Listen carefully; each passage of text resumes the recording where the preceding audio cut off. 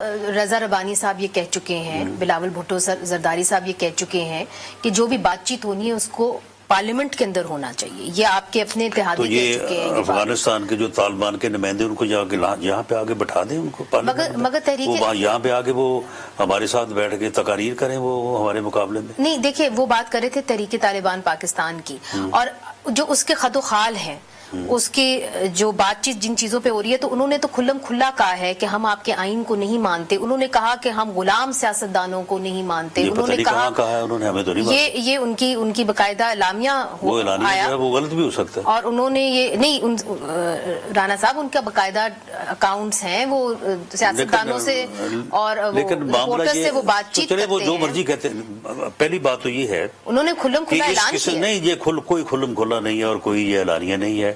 یہ ایسے ہی آپ کو پتا ہے کہ یہ چیزیں جو ہیں وہ چلتی رہتی ہیں اور بعد میں ان چیزوں کا جو ہے وہ کوئی سر پیر نہیں معلوم ہوتا. معاملہ یہ ہے کہ ہمارا یہ فیصلہ ہے کہ مذاکرات جو ہیں وہ انڈر دی کانسٹیٹیوشن ہوں گے. کانسٹیٹیوشن سے بالا نہ کوئی مذاکرات ہوں گے، نہ کوئی فیصلہ ہوگا. اس بات کو وہ مانتے ہیں کہ جی مذاکرات کانسٹیٹیوشن کے اندر ہی ہوں گے؟ کیا وہ پاکستان کے آئین کو قبول کرنے کے لیے تیار ہے؟ ہمارا فیصلہ ہے. مگر کیا وہ قبول کرنے کے لیے مانے نہ مانے، ہم کو ان کے کوئی متحد ہیں. ہم میں جاننے کی اس لیے کوشش کر رہی ہوں کہ انہوں نے بار بار یہ کہا ہے کہ ہم ان کے آئین کے تحت بات نہیں کریں گے. پھر انہوں نے ہمیں بار بار کہا ہے کہ ہم آپ کے آئین کے تحت بات کریں گے.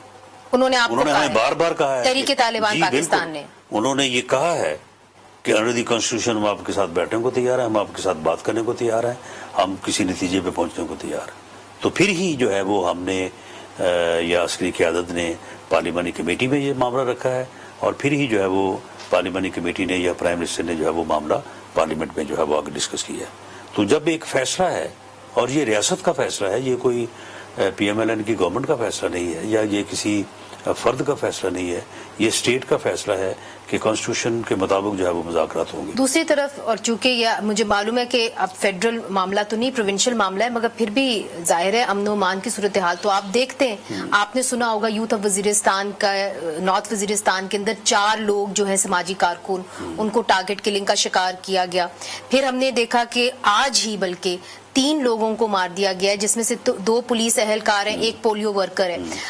تو پھر مذاکرات کا کیا فائدہ عوام کو جب ان کی ٹارگٹ کلنگ ہو رہی ہو اس طریقے سے؟ نہیں دیکھیں، یعنی جب یہ چیزیں چل رہی ہوتی ہیں تو اس میں کچھ لوگ ایسے بھی ہوتے ہیں جنہیں آپ سپلنٹر گروپس کہتے ہیں کہ وہ ان چیزوں سے راضی نہیں ہوتے، وہ کوئی ایسی حرکت کرتے ہیں کہ یہ چیزیں جو ہیں یہ ڈسلوج ہو جائیں.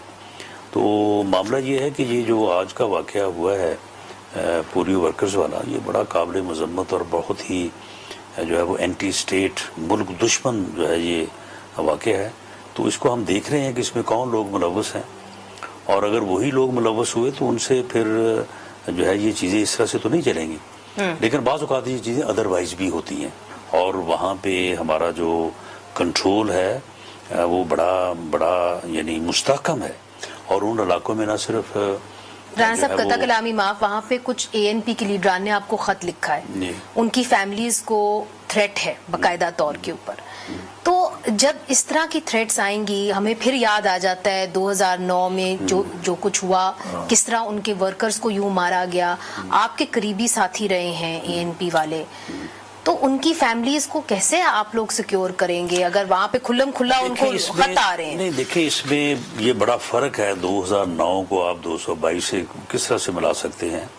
اس وقت آئے روز ٹارگٹ کلنگ ہو رہی تھی، ابھی بھی ہونے شروع ہو گئی، آئے روز جو ہے وہ دھماکے ہو رہے تھے، آئے روز جو ہے وہ 10 دن میں 2 ٹارگٹ کلنگ، بہت بڑے جو ہے وہ واقعات ہو رہے تھے. اس وقت ایک دن میں 10 ٹارگٹ کلنگ ہوتی تھی. تو یہ فرق تو ہے.